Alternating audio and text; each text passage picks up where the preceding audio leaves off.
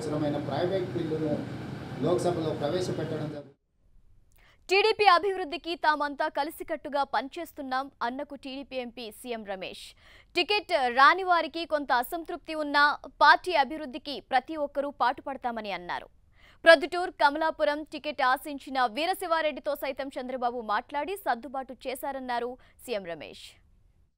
కమలాపురంలో కానీ, రాయచోట్ల కానీ, ఎక్కడెక్కడ ఉన్నారో కోడూరులో కానీ, రాజంపేటలో కానీ అంతా కలిసి తెలుగుదేశం పార్టీలో ఒకరు కూడా ఇబ్బంది లేకుండా చేస్తున్నారు. ఇప్పుడు నిన్న కూడా వీరశివారెడ్డి గారు కమలాపురం టికెట్ కానీ, ఇట్లా ప్రొద్దుటూరు టికెట్ కానీ ఆశించడం ఆయన జరిగింది.